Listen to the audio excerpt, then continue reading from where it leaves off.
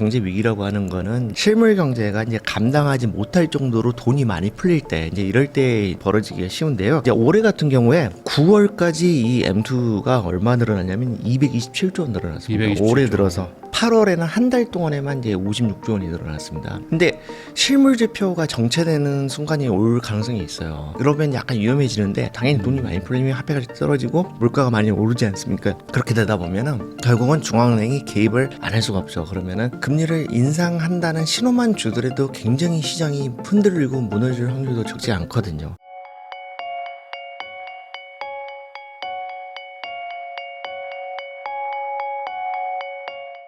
안녕하세요. 부익남TV의 부익남입니다. 오늘은 조선일보 손진석 기자님을 모시고 최근 우리나라와 세계 경제에 대해서 이야기 한번 나눠보도록 하겠습니다. 기자님 안녕하세요. 안녕하세요. 네, 저희 채널 처음 나와주셨는데 네. 간단하게 소개 한번 해주시면 감사하겠습니다. 네, 안녕하세요. 이제 조선일보에서 한 21년 정도 기자 생활했고요. 주로 경제 분야, 국제 분야 이쪽에서 이제 많이 취재하고 기사를 썼습니다. 그래서 제가 파리에서 일하는 유럽 특파원으로 4년간 일했고요. 또 조선일보의 이제 국제경제 섹션인 위클리비즈에 이제 편집장을 했습니다. 그래서 이제 부자 미국, 가난한 유럽 이런 책을 써서 이제 유럽 경제하고 이제 미국 경제 분석하는 걸 했고요. 최근에는 이제 돈의 대폭발이라는 책을 써가지고 이 유동성이 폭발하는 시대에 어떻게 살아야 되나 뭐 네. 이런 거에 대해서 정리를 한번 해봤습니다. 이번에 또 돈의 대폭발 책도 쓰셨는데 네. 결국에 돈의 대폭발이라는 건 이제 유동성을 말하는 거고 그렇습니다. 그 유동성은 사실 필연적으로 버블을 또 부르는 게 아닌가. 그럴 수 있죠. 이런 네. 생각들을 많이 하는데 요즘에 그러다 보니까 뭐 AI 버블이니 뭐 버블 안 붙는 데가 없어요. 뭐 집값도 버블이라고 그렇습니다. 하고. 예, 예. 기자님 또 오래 생활을 해보셨으니까 네네. 이 데이터 같은 것들을 봤을 때 지금이 네. 버블이냐 아니냐 뭐 네. 개인적으로 좀 어떻게 보십니까? 그걸 판단하기는 좀 쉽지 않은데 버블의 위험 가능성이 점증되고 있다 이 정도로 표현을 할 수 있을 것 같은데요. 네. 이제 위기라고 하는 경제 위기라고 하는 거는 이제 실물 경제가 이제 감당하지 못할 정도로 돈이 많이 풀릴 때 이제 이럴 때 이제 벌어지기가 쉬운데요. 그러니까 지금 이제 2010년대도 그렇지만 2020년대 들어서 더 두드러지게 나타나는 게 뭐냐면 이게 경제 성장 속도, 네. GDP 성장률보다 통화량 증가율이 훨씬 더 높게 나타나거든요. 그러니까 이제 이렇게 되면 어떻습니까? 지금 우리가 경험하고 있듯이 자산의 오버슈팅이 좀 벌어질 수 있거든요. 그러니까 단적으로 데이터를 보면요, 2020년부터 2024년 작년까지 네. 이제 5년 동안 자 우리나라에서 이제 연평균의 이제 광해 통화량의 증가한 속도, 요게 이제 연 7.6%입니다. 광해 통화량 M2라고 그러잖아요. 네. M2가 증가하는 속도가 5년 동안 연평균 7.6%. 근데 실질 경제 성장률은 2%입니다. 명목 경제 성장률, 명목 경제 성장률이라는 게 이제 물가를 반영해가지고 물가를 넣어서 물가가 상승한 것만큼 이렇게 올라간 걸 얘기하잖아요. 그거는 4.7%입니다. 네. 실질 성장률은 2%. 그리고 이제 통화량 증가율은 7.6%. 근데 이게 이제 연평균이니까 어떻게 생각이 됩니까? 이제 복리로 늘어나는 거죠. 그러면 그 차이가 이렇게 벌어지고 갈수록 경제가 실제로 성장하는 거에 비해서 돈이 너무 많이 풀리게 되고 이제 이런 현상들이 벌어지게 되는 거죠. 이제 올해 같은 경우에 9월까지 이 M2가 얼마 늘어났냐면 227조 원 늘어났습니다. 227조. 올해 들어서. 예. 그리고 8월에는 한 달 동안에만 이제 56조 원이 늘어났습니다. 네. 근데 이 정도로 빨리 늘어나고 있는데요. 근데 실물 지표가 정체되는 순간이 올 가능성이 있어요. 그러니까 실물 경제는 이제 정체되고 있고 돈이 많이 풀려서 이제 자산 가격이 많이 올라가게 되고 이제 이런 쭉 현상이 이어지다 보면 어느 순간에는 이 유동성의 장소로만 경제가 움직이고 이렇게 될 수가 있거든요. 그러면 약간 위험해지는데 너무 이렇게 돈이 많이 풀려가지고 유동성으로 밀어주는 걸로만 이제 경제를 끌고 나가려다 보면 이제 물가가 많이 오를 수 있거든요. 당연히 돈이 많이 풀리면 화폐가 떨어지고 물가가 많이 오르지 않습니까? 그렇게 되다 보면은 결국은 중앙은행이 개입을 안 할 수가 없죠. 그러면은 금리의 방향을 틀지 않습니까? 그러면 금리를 인상한다는 신호만 주더라도 굉장히 시장이 흔들리고 무너질 확률도 적지 않거든요. 그러니까 지금 이제 어쩌냐면 다행스럽게 미국이든 우리나라든 전반적으로 이제 금리를 좀 낮추는 과정이 있지 않습니까? 아직 올린다는 얘기는 안 나오잖아요. 근데 이게 안심할 수 없는 게 뭐냐면 우리나라 같은 경우에 올해 9월부터 11월까지 3개월 연속 소비자 물가 상승률이 2%대가 나오고 있어요. 네. 이게 1%대에서 2%대로 올라섰거든요. 그래서 11월 같은 경우에 2.4% 이렇게 되고 있는데 이게 한 3% 가까이 물가가 이제 오른다. 계속 돈이 더 풀려가지고 네. 그렇게 된다고 하면은 상당히 좀 위험이 가까워지고 이제 자산 가격이 그동안 2020년 들어서 확 올랐던 게 조정을 세게 받을 가능성이 있는 거죠. 단적으로 11월에 그 이창용 한국은행 총재가 블룸버그랑 이제 인터뷰할 때 어떤 얘기를 했습니까? 정확히 워딩이 뭐였냐면 금리 방향 전환이 있을지는 앞으로 나올 데이터에 달려 있다. 이렇게만 표현을 했거든요. 근데 그날 주가가 폭락을 했어요. 코스피가. 금리 인상할 수도 있다고 해석한 거잖아요. 예, 할 가능성이 이제 요만큼 조금 더 커지지 않을까라는 두려움이 있는 것만으로도 그렇게 반응을 보인 거거든요. 그러니까 이제 2020년대에 들어서 유동성이 많이 늘어나가지고 자산 가격이 많이 올랐는데 이게 완전히 버블이다라고까지 단정질 수는 없지만 버블의 강도가 이렇게 좀 세지고 이제 좀 위기가 올 수도 있다는 신호가 조금씩 더 생기고 있다. 이 정도로 표현을 할 수가 있겠습니다. 그럼 약간 이렇게 이해할 수도 있나요? 그러니까 어떤 주식이 있는데 네. 뭐 그 사람들이 막 산다고 해가지고 주가는 네. 막 올라가는데 네. 실적은 안 좋아. 네. 실적이 좋아지는 건 하나도 없는데 어쨌든 네. 계속 수급은 좋아서 막 네. 올라가는데 네. 어느 순간 뭐 하나 딱 터지면 쫙 그렇죠. 꺼지잖아. 그렇죠. 네, 그런 게 지금 한국의 모습이다. 그렇게 볼 수가 있습니다. 아. 그러니까 이제 풍선이 점점 커지지 않습니까? 네. 그러면 풍선의 표면적이 커지잖아요. 네. 그러면 바늘로 찌를 수 있는 면적도 넓어지는 거잖아요. 그다음 어느 한 군데가 바늘로 푹 찔렸다. 그러면 바람이 찔린다. 생각보다 빨리 빠질 수도 있고 이제 이런 거라고 봐야 되는 거죠. 근데 또 이런 상황에서 반대로 생각하면은 이게 터지기 전까지는 또 네. 버블이 계속 가는 거잖아요. 네, 네. 그럼 여기서 돈을 못 벌면 네. 상대적으로 더 가난해지는 거니까. 그렇죠. 네. 이럴 때 어떻게 해야 되냐면서 또 판단을 고민하는 잘해야죠. 말이죠. 예, 예. 그러면 지금은 버블에 뭐 초기, 중기, 말기 뭐 이런 게 굳이 있다면 예. 말기는 아니겠죠. 말기는 아니라고 봅니다. 왜냐면 이제 금리 방향 자체가 이제 아래로 내려가는 그 전체적인 추세 자체가 내려가는 거고 네. 영국 같은 경우는 이제 이달에 금리를 인하를 했지 않습니까? 미국도 인하를 하고 있기 때문에 그래서 이제 생각보다 이제 전문가들은 이제 내년에 미국의 유동성이 더 많이 늘어날 것이다. 이제 이런 얘기도 하고 있거든요. 네. 그래서 조금 더 지켜봐야 되는 거고 이게 뭐 곧 몇 달 안에 뭐 빵 터질 위험이 있다. 이렇게 보는 거는 상당히 무리지 않을까. 근데 다만 제가 말씀드리는 거는 금리의 방향성 중앙은행의 이제 기준금리의 방향성이 바뀔 것 같으면 그 전에 빨리 대피를 하는 게 맞다는 거죠. 그럼 이거는 우리도 최근 한 3, 4년 전에 다 예, 겪었잖아요. 예. 쭉 인하하고 횡보하다 갑자기 올리니까 예, 막 예. 다 터지듯이. 예, 예. 그럼 제일 중요한 건 금리인가요? 일단은 그렇다고 봐야죠. 금리라는 게 돈의 가격이지 않습니까? 그리고 이제 금리라고 하는 거는 이 기준금리를 올리고 낮추는 거는 뭐 이달에 올렸다가 다음 달에 낮추고 이런 게 아니고 굉장히 어떤 방향성을 가지고 상당히 긴 기간 동안 움직이지 않습니까? 네. 그래서 연준 같은 경우에 금리 인하기라는 표현도 쓰고 뭐 인상기라는 표현도 쓰고 그렇듯이 이제 그런 거를 좀 잘 봐야 된다 이렇게 생각을 하고 있습니다. 지금 데이터로 봤을 때 아까 말씀하신 네. 것처럼 뭐 8월에만 뭐 몇십 네. 조씩 풀리는 거를 네, 보면 근데 내년에도 우리나라는 좀 확장 재정 쓰고 그렇죠. 또 국채 발행 더 하고 네, 당분간 우리도 풀고 미국도 풀고 네, 뭐 다 네. 푸는 그렇습니다. 이런 기조는 좀 예정되어 있다고 봐야 되겠죠. 유지가 되는 거죠 어느 정도. 오늘 기사인가 저 일본은 금리를 또 네. 막 올리기도 했더라고요. 오늘 올렸습니다. 네. 네. 소위 말하는 막 엔캐리 트레이드님 네, 이러면서 네, 갑자기 일본으로 돈 빨려 들어가면서 예. 또 사고 터지는 거 아니냐 네, 이런 네. 걱정들도 좀 있긴 한데 예. 뭐 그런 거는 뭐 어떻게 좀 해석을 해야 될까요? 근데 일본은 사실 이제 이미 예고가 돼 있기 때문에 시장에 많이 이제 좀 반영이 돼 있습니다. 그렇지만은 그래도 엔캐리 트레이드라는 게 그 어떤 겁니까? 이제 일본에서 낮은 금리에 돈 빌려다 해외 투자한 거지 않습니까? 그러면 아무래도 0.25% 포인트의 차이라 하더라도 그 금리에 이제 부담을 느끼는 사람들이 있을 거기 때문에 어느 정도 자금 훼손에 있을 수 있고, 근데 이제 일본은 그렇게는 가지만 그렇다고 해도 일본의 절대적인 금리 수준 자체는 아주 높지 않지 네. 않습니까? 이제 1%가 안 되기 때문에 기준금리가 그런 상황이고, 이제 미국은 계속 푸는 신호를 보내고 있기 때문에 영국도 풀었고요. 그리고 이제 유럽 중앙은행도 이제 당분간은 계속 스테이를 한다 이렇게 신호를 보내고 있기 때문에 이 영향이 굉장히 갑작스럽게 전 세계 경제를 강타할 확률 그거는 상당히 낮지 않나 이렇게 보고 있습니다. 그러면 이런 상황에서는 투자를 안 할 수는 없고 네. 하지만 약간 좀 현금을 뭐 일부 보유하는 네. 약간 이런 전략을 좀 써야 되는 건가요? 근데 이제 개인별로 이제 판단을 해야 되는데 네. 지금까지 좀 많이 벌어놓으신 분들 이런 분들은 어느 정도 이제 그 이익을 실현하는 그런 단계가 좀 필요하지 않을까. 이미 이제 제가 아는 분들 중에서 많이 버신 분들은 이익을 실현하신 분들이 이제 전부 실현한 건 아닌데 네. 실현하신 분들이 좀 있습니다. 그러니까 일부 뭐 현금화도 할 겸 네. 뭐 수익도 확정할 겸 네. 좀 정리하는 거고 반대로 그러면 이제 막 그 투자하려고 하시는 분들도 있잖아요. 네.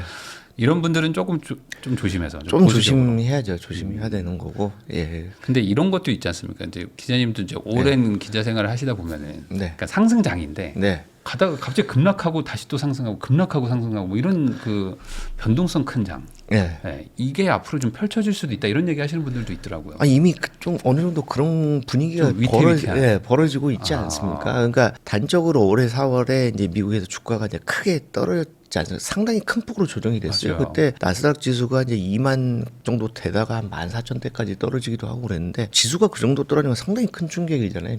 이제 그럴 때 이제 개인들이 중요한 거는 많은 정보를 이렇게 좀 접해가지고 이 사람 저 사람 전문가들 하는 얘기 신문 기사도 보고 책도 읽고 이제 외신 뉴스도 읽어가지고 지금 이 상황이 어떤 단계에 와 있는가를 좀 판단을 해야 되는 그런 거죠. 근데 그때는 사실은 진짜 전문가들은 크게 우려를 안 했던 게 그때 4월에 이제 크게 이렇게 미국 주가가 조정을 받을 때는 관세 매긴다고. 그때는 이제 네. 관세에 대한 공포 뭐 이게 이제 컸던 것 같습니다. 그렇기 때문에 전반적으로 유동성에 대한 우려를 하지 않았어요.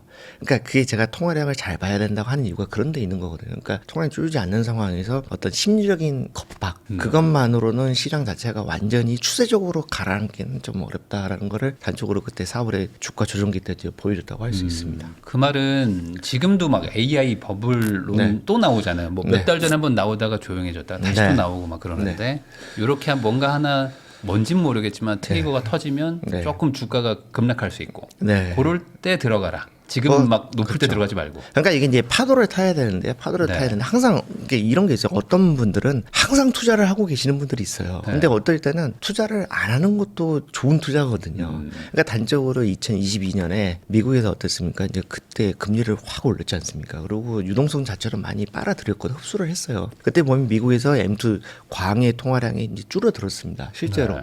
그때 많이 줄어가지고 그것 때문에 이제 사실 지금 원달러 환율이 이제 높게 나오는 이유 중에 하나가 그거거든요. 그때 우리나라는 M2를 계속 늘렸고 2022년, 23년 이럴 때인데 미국은 좀 조절을 했어요. 그래가지고 22년 같은 경우에는 이제 그때 코로나 때 풀어놓은 돈들이 너무 많아가지고 물가 오르니까 이제 금리를 확 올렸지 않습니까? 미국에서. 그러니까 그때 주가가 많이 떨어졌어요. 네. 근데 그럴 때는 파도를 타다 안 타다 이렇게 하는 게 중요하죠. 그래서 그럴 때는 파도를 안 타는 게 맞습니다. 근데 굳이 꼭 타시는 분들이 있어요. 그러니까 네. 이제 그런 거를 좀 이제 주의를 해야 되지 않을까 뭐 그런 생각하는데 지금은 하여튼 잘 시장의 방향성을 봐야 되고 아직 시장에서 빠져나올 때는 아닌 것 같고 네. 다만 이제 금리의 방향성, 물가 수준 이런 걸 잘 봐야 되지 않을까 싶습니다. 네. 사실 뭐 주식이라는 거는 언제든지 뭐 변동성이 크기 때문에 뭐 쭉 올라갈 때는 끝도 없이 갈 것 같다가 또 한번 네. 빠지면 또 끝도 없이 망할 것 같고. 예, 예, 예. 그러니까 그 약간 좀 타이밍을 좀 볼 필요가 네. 있다 이렇게 얘기를 해주신 것 같고 네. 그런 의미에서 보면은 요즘에 금 가격도 한번 네. 진짜 치솟았다가 네. 쭉 빠지고 또 약간 네. 회복하고 있는 그러면은 통화량이 계속 늘어난다면은 금으로 가는 거는 네. 어찌 보면 이거 좀 되게 마음 편한 투자가 아닌가라는 생각도 좀 있고요. 그 금은 어떻게 보냐면 금은 주식에 비해서는 올랐다 내렸다 하는 이 주기 있지 않습니까? 이게 네. 주기가 상당히 더 깁니다. 역사적 관점에서 그렇거든요. 그래서 금값은 이제 장기적인 사이클로 움직인다. 이런 거를 좀 잘 아실 필요가 있고요. 1990년대 후반부터 이제 글로벌 금융위기 이전까지 그때는 어쩌냐면 통화량 증가 속도가 이제 금값 상승 속도를 앞질렀어요. 통화량에서 많이 늘었어요. 금값이 오르는 거에 비해서. 그래가지고 이 전문가들은 어쨌냐면 2010년대 초가 되면 이제 90년대 후반부터 2008년까지 이렇게 갔으니까 2010년대 초가 되면 금값이 많이 오를 것이다라고 전망을 했는데 실제로 그렇게 됐거든요. 그래서 2020년대에 들어서는 2020년, 21년 이럴 때는 어땠냐면 코로나 사태 극복한다고 이제 유동성이 엄청 풀렸잖아요, 전 세계적으로. 근데 그거에 비해서는 금값이 별로 안 올랐어요. 왜냐하면 그때는 위험 자산을 많이 샀으니까 주식을 많이 샀지 않습니까? 그래서 전문가들은 이렇게 본 거죠. 아니 돈을 이렇게 많이 풀었는데 금값이 안 올랐다. 그러면 한 몇 년 있으면 이제 오른다. 그래서 실제로 해서 2020년대 중반 특히 올해 같은 경우에 금값이 많이 올랐지 않습니까? 제가 데이터로 이제 말씀을 드리면은 금값을 보는 이제 통화량과 대비해 가지고 보는 데이터가 있거든요. 이게 뭐냐면 분모를 이렇게 트로이 온수당 금값으로 잡아요. 분모를 네. 금값으로 잡고 분자를 10억 달러 단위의 이제 미국 M2를 보는 이 지수가 있거든요. 이 숫자를 보면은 지금 이제 어쩌냐면 최근에 5.6 정도예요. 5.6. 5.6 정도인데 이게 금값을 분모로 잡기 때문에 금값이 높을수록 이 숫자 자체가 네. 낮게 나옵니다. 그래서 5.6이라고 하는 거는 이번 세기 들어서 2000년 이후에 2011년 이후에 가장 낮은 수준이에요. 지금요? 예. 여전히 낮아요? 네, 낮아요. 그러니까 금값이 굉장히 높다는 얘기죠. 예, 그러니까 이 금값을 분모를 잡고 통화량을 분자로 잡아서 보는 이 지수로 봤을 때 2000년대 들어서 제일 낮은 수준, 두 번째로 낮은 그 수준. 말은 금값이 네. 비싸다는 얘기죠. 금값이 비싸다는 지금 얘기예요. 비싸다는 거예요. 그게 5.6이 아주 금값이 이제 비싼데 이제 잘 봐야 될 거면 이걸 역사적으로 봤을 때 이게 제일 낮았던 거는 1980년이에요. 1980년에 이게 2.5 정도까지도 내려갔거든요. 이 금값이 엄청나게 비쌌던 거예요. 네. 근데 그거는 왜 그러냐면 이제 1970년대에 이제 미국의 통화량이 엄청 늘었어요. 왜냐면 1971년에 이제 닉슨 대통령이 근본위 제재를 폐지해가지고 이제 달러를 이렇게 많이 뿌렸거든요. 전 세계적으로. 네. 그런 게 있었고 이제 오일 쇼크 때문에 70년대 후반에 이럴 때는 물가가 엄청 높았고 그리고 그때 이제 79년에 이제 그 당시는 세계사적으로 굉장히 큰 사건이었는데 이 소련이 아프가니스탄을 침공을 해가지고 굉장히 서방에서 크게 반대하고 비난하고 그랬거든요. 그래서 그게 이제 지정학적인 위기도 있고 그러니까 안전자산인 금에 대한 수요가 엄청나게 치솟았거든요. 그래가지고 지금 좀 세계 정세를 보면은 1980년 그때는 냉전 시대였으니까 그때까지는 아니더라도 점점 더 이제 어떤 그 세계 경제에 대한 공포 수위가 올라가고 있기 때문에 특히 지금은 어떠냐면 미국 정부의 이제 부채가 엄청나지 않습니까? 그거에 대한 불신이 생기니까 달러 가치가 달러 인덱스가 낮아지잖아요. 그러면서 이제 세계 경제가 위험할 수 있다. 그것 때문에 이제 금이 안전 자산이자 생존 자산으로 이렇게 인정을 받게 되면서 그래서 금값이 이제 많이 오르는 건데 지금 금값의 최근 추이를 보면 10월에 거의 피크를 갔다가 네. 11월에 잠깐 조정됐지만 이달 들어서 다시 오르거든요. 저는 이제 금값이 조금 더 올라갈 수도 있지 않을까.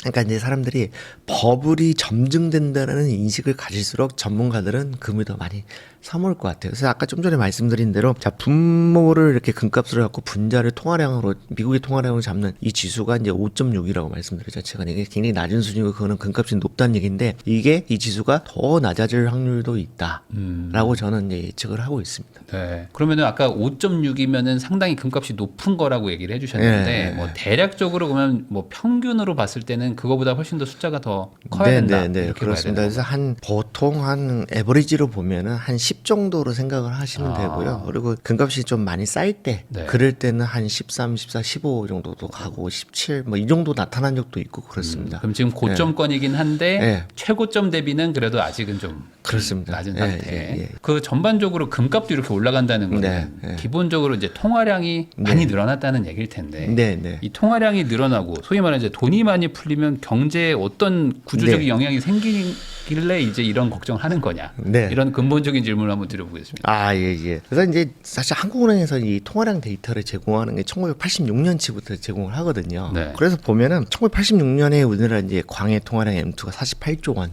이 정도는 작년에 4,045조 원. 38년 동안 84배 늘었습니다. 네. 그래가지고 이제 2020년대 들어서 얼마나 늘었냐면 1,300조 원 늘었습니다.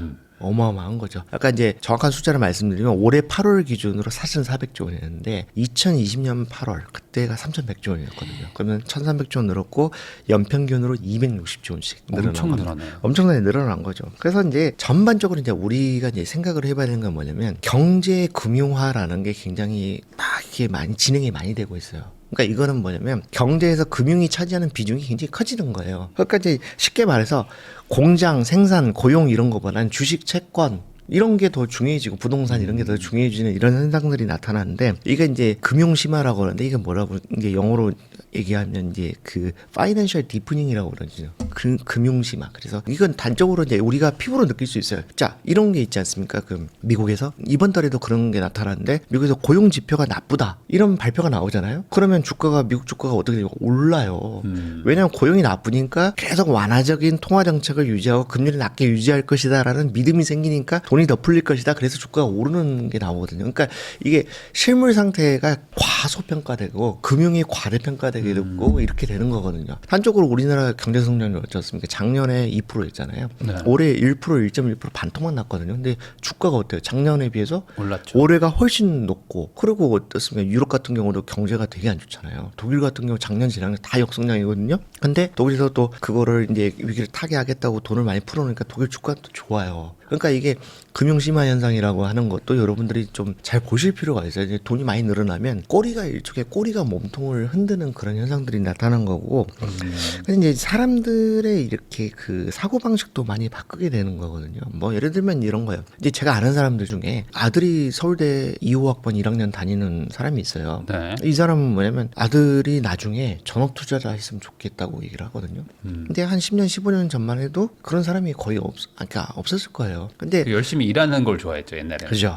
네. 노동의 가치가 떨어지는 거고, 그럼 이제 이 사람은 어떻게 생각을 하는 거냐면, 어쨌든 자기 자식이 이제 돈을 많이 벌어가지고 빨리 은퇴해가지고 편하게 살았으면 좋겠다는 거예요. 그러니까 이게 뭐냐면 돈이 많이 늘어나면서 사람들의 관념을 좀 많이 바꾸는 거죠. 그래서 직장인들을 보면은 승진에 관심 없고 이제 주식창만 쳐다보고 있는 직장들이 많아요.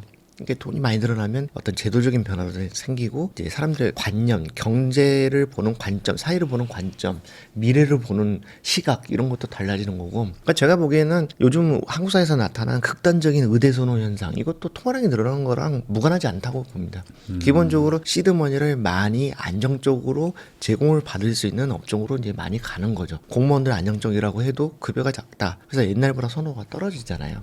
그러니까 어떤 이 공공 분야에서 민간 분야를 선호하게 되는 이런 현상들이 분명히 나타나고 있고, 민간 분야에서 이 메디컬 쪽이 보상이 지금 강하게 이제 사회 시스템이 만들어져 있으니까 그쪽으로 많이 쏠리는 거고, 이제 이렇죠. 그래서 의사들도 투자를 많이 하지 않습니까? 네. 그러니까 이제 어떤 이 통화량이 늘어난다는 거는 단지 이제 돈이 많이 늘어나서 뭐 주가가 오르고 부동산이 오른다라는 데 그치지 않고 우리 의식과 관념도 많이 바꿔놓는 겁니다. 이게. 그러니까 단기간에 목돈을 만들어야 투자를 하니까 네. 그렇게 목돈을 만들 수 있는 직장이 점점 선호가 되는 거고. 그렇죠. 그러니까 뭐 네. 오랫동안 네. 일할 수 있다는 공무원은 상대적으로 네. 이제 그렇게 해서 무슨 의미가 있어? 그렇죠. 그러니까 이렇게 되는 건다. 그렇죠. 라는 거죠. 그래서 이제 우리나라가 어쩌냐면 2005년 정도까지는 GDP하고 M2의 총량이랑 거의 같았어요. 네. 거의 같았거든요. 그러면 그거는 뭐냐면 경제 성장 속도하고 돈이 늘어나는 속도가 거의 같다는 거는 통화량은 무시해도 됩니다. 무시하고 그냥 경제 성장 속도라는 거는 뭐 어때요? 보통 월급쟁이가 급여가 늘어나는 속도랑 비슷하잖아요. 네. 그러면 통화량 무시하고 내가 열심히 일해가지고 저축하고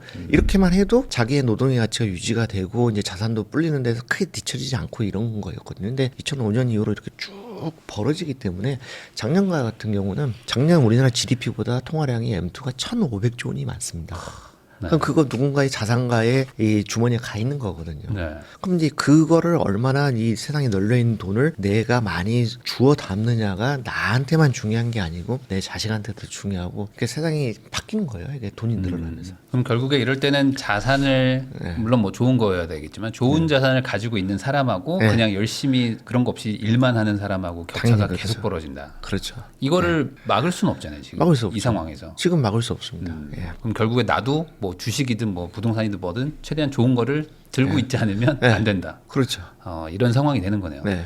근데 또 버블의 위험성도 커지기 때문에 네. 잘 들고 있다가 잘 나와야 되는. 그러니까 굉장히 이제 뭐냐면 제가 보기에는 현대 사회 비극에 돈이 이렇게 많이 늘어나는 거는 이게 나라 간의 돈풀기 경쟁을 하고 있기 때문에 여기서 이제 말씀하신 대로 뭐냐면 나는 그냥 열심히 일하고 말래라고 하면은 그건 뭐냐 자기가 일한 거를 이게 지키지도 못해요. 자기가 일한 거에 대한 고통 그리고 들인 노력과 시간 이런 거 있지 않습니까? 그거를 빼앗기는 거거든요. 상대적으로. 네. 그러니까 이게 이제 되게 좀 어떻게 보면 불행한 거고 또 어떻게 보면 또 역전의 기회가 있다는 뜻이기도 하거든요. 내가 학교 다닐 때 공부를 좀 못했다. 네. 그리고 직장이 조금 나빴다라고 하더라도 투자를 잘하면 또 역전을 시킬 수 있다는 의미이기도 합니다. 네. 하긴 뭐 반대로 말하면 네. 노동의 가치보다는 네. 내가 투자의 가치가 더 높아진 거니까 그게 역전의 기회다라는 네, 그렇게 이것도 볼 수도 긍정적으로 있어요. 볼 수도 있겠네요. 뭐 예, 개인한테는. 그렇습니다. 그러니까 이게 기본적으로 굉장히 비극적인 거예요. 일도 열심히 해야 되고 투자도 열심히 해야 되고 그러니까 다 잘해야 돼요. 네, 다 잘해야 되는 게 굉장히 좀 어려운 거고 고통이고 스트레스고 하지만 이제 역으로 보면은 아 이거는 역전의 기회다라고 볼 여지도 있는 겁니다. 그럼 이번에 기자님이 이제 돈의 대폭발이라는 책도 쓰셨는데 네네. 그럼 유동성을 안 늘리면 되는 거 아닙니까? 근데 아니죠. 왜 모든 정부나 중앙은행들은 네. 멈추지 못하고 계속 돈을 쏟아내느냐? 이게 아마 궁금하실 것 같거든요. 어쨌든 세계 경제는 계속 성장을 하고 있는 거고요. 우리나라도 어떻습니까? 이 경제 성장률이 낮아졌지 계속 성장을 하고 있는 거거든요. 그렇죠. 그러니까 이제 저는 이제 굉장히 어떤 자산 가치 폭락이나 이게 이런 데다가 배팅을 세게 하는 분들이 좀 안타까운 게 뭐냐면 경제라고 하는 거는 감속하고 후진을 구별해야 되는 거거든요. 네. 디플레이션하고 디스인플레이션하고 구별을 해야 되잖아요. 우리나라 경제는 지금 성장 속도가 느려졌지, 그러니까 감속을 하고 있는 거지 후진을 하는 게 아니에요. 네. 후진하려면 이거보다 훨씬 나빠져야 되거든요. 그러니까 이제 뭐냐면 쉽게 말해서 이제 이런 겁니다. 그러니까 배기량이 커지면 엔진오일이 더 많이 필요하게 되잖아요. 네. 이제 그런 원리라고 이제 보시면 되고요. 정상적으로 성장하는 경제인데 여기서 이제 위축시킬 수 없는 거죠. 통화를 줄여가지고 억지로 그렇게 할 수는 없는 거고. 그리고 이제 권력자라고 하는 거는 트럼프가 이제 계속 연방 준비제도에 어떻게 얘기하니까 금리를 낮추라고 막 요구를 하잖아요. 권력자는 고금리를 싫어하거든요. 네. 그러니까 그거는 동서고금이 다 그렇습니다. 그래서 미국 같은 경우는 이제 어떤 시도를 하고 있냐면 돈을 더 많이 풀어가지고 자기네들의 국가 채무의 가치를 낮추려고 그래요. 채무라고 하는 건 어떤 개념입니까? 과거에 어떤 한 시점에 머물러 있는 명목 액수잖아요. 그래서 그렇잖아요. 그래서 이제 시간이 많이 흘러가지고 돈의 가치가 더 떨어지면 그 부채의 실질적인 부담도 떨어지는 거잖아요. 지금 이제 선진국들이 갈수록 이제 돈 풀기 게임을 하고 있는 것도 그런 측면이 좀 있는 거고요. 그리고 돈 풀기 경쟁을 하고 있는데 우리만 안 한다 이런 거는 상대적으로 이 내수의 위축 이라든지 이런 걸 불러올 수 있거든요. 우리 경제도 안 좋습니다. 그러니까 멈추지 못하는 거네. 다들 예, 그냥 다 그렇습니다. 같이 달리는 거네 지금. 예, 다 같이 달리고 있는 게임을 하고 있는 거고 지금 우리나라가 원달러 환율이 높아서 이제 이런 시그널이 안 나오는 건데 돈 풀기 경쟁을 하고 있다는 거는 이제 과거에도 많이 나타났지만 이 자국의 통화 가치를 일부러 낮춰가지고 수출 경쟁력을 확보하려고 하는 그런 경쟁이기도 하지 않습니까? 네. 그런 경쟁이 벌어지고 있는데 나는 경쟁에서 빠질 거야 하면은 손해를 보게 되는 거거든요. 그런 이제 결정적으로 이제 이런 걸 생각을 해봐야 되면 2020년대 들어가지고는 이게 이제 적자 재정이라고 하는 게 우리나라뿐만 아니라 미국, 유럽 뭐 할 거 없이 너무 두드러지게 나타나고 있어요. 그래서 정부들이 재정 지출을 엄청 늘리고 있거든요. 근데 그 이유가 뭐냐? 그 전하고 패러다임이 많이 바뀌었어요. 이유들이 뭐가 있냐면 일단은 선진국들이 저출산 고령화 대응에 돈을 너무 많이 씁니다. 우리나라도 그렇잖아요. 기초연금 이거 많이 드려야 되고 네. 이거 법률로 정해져 있어가지고 뭐 줄이기가 어려운 거거든요. 정치적 선택으로도 하기가 어렵습니다. 그리고 저출산 대응 비용도 많이 들어가는 거잖아요. 우리나라 같은 경우에. 그리고 이제 뭐가 있냐면 이제 코로나 사태 이런 거를 경험을 해보고 나서는 많은 사람들이 경제학자들도 그렇고요. 정부가 돈을 풀어서 직접 수요를 창출해라 이런 압력이 있고 그리고 이제 돈이 많이 풀려 나가면 어떻습니까? 이게 이제 악순환인데 양극화 심해지잖아요. 결국 돈이 많이 세상에 풀리면은 자산가 주머니에 더 많이 들어가는 게 원리잖아요. 네. 그럼 이 양극화를 정부가 나서서 해결해라. 그래서 소비 쿠폰도 풀고 해가지고 이제 재정 지평을 더 늘리게 되는 이런 게 있고요. 그리고 재정이라고 하는 건 비가역성이 있습니다. 한번 늘려놓으면 줄이기가 어려운 거잖아요. 그렇죠. 국민들한테 나눠주는 건데 정치적으로 선택하기 되게 어려운 그런 거거든요. 그리고 이제 2020년대 들어서는 개인이건 정부건 간에 기업은 약간 얘기했는데 빚에 대한 경각심이 사라졌어요. 우리나라도 그렇고 미국도 그렇고 유럽도 그렇고 이제 이런 게 있고요. 또 최근에 들어서 아주 중요한 게 뭐냐면 정부들이 핵심 산업에 대한 보조금을 굉장히 지급을 많이 합니다. 지금 이제 트럼프가 난리를 치는 것도 그렇고 우리나라도 어떻습니까? 반도체 산업에만 국가 재정으로 한 해 30조 원 넘게 지원을 해주고 있어요. 그래서 전 세계적으로 보면 반도체 배터리 뭐 이런 것들 있지 않습니까? 그래서 뭐 자동차 산업도 그렇고 보조금을 엄청나게 지급을 하거든요. 이게 생존이 달려있기 때문에. 그렇기도 하고 또 최근에 아주 중요한 건 뭐냐면 유럽을 중심으로 국방비 지출이 굉장히 많아졌어요. 러시아 우크라이나 전쟁 이후로. 그래서 그런 것 때문에 많은 나라들이 선진국들이 국채를 많이 찍어가지고 빚을 많이 내고 있고 그거를 중앙은행들이 발권력을 동원해서 이제 시중에 돈을 뿌려가지고 국채를 흡수를 해주고 이런 식으로 해서 돈이 엄청나게 늘어나고 있는 겁니다. 그래서 중요한 변화가 뭐냐면 전통적으로 이제 우파 정부는 긴축을 선호하고 이제 좌파 정부는 재정 확대를 선호하고 이거 있지 않습니까? 이게 2020년대 들어서 완전히 무너졌어요. 그걸 잘 봐야 됩니다. 그러니까 트럼프 정부가 이제 기본적으로 공화당 정부잖아요. 네. 근데 재정 긴축합니까? 전혀 안 해요. 우리나라도 어떻습니까? 윤석열 정부 때 재정 지출 줄였습니까? 안 줄였거든요. 그러니까 이게 굉장히 어떤 구조적으로 패러다임이 완전히 바뀌었다. 빚을 엄청 내면서 돈을 많이 뿌린다 정부가. 직접 뿌린다. 이런 거를 잘 이해를 할 필요가 있습니다. 그래서 이런 상황은 앞으로 좀 계속 될 수밖에 없고 네네네. 이 안에서 우리는 이제 잘 선택하지 않으면 상대적으로 그렇죠. 가난해지는 그렇죠. 이런 상황이 네. 될 것이다라고 이제 네. 얘기를 해주셨습니다.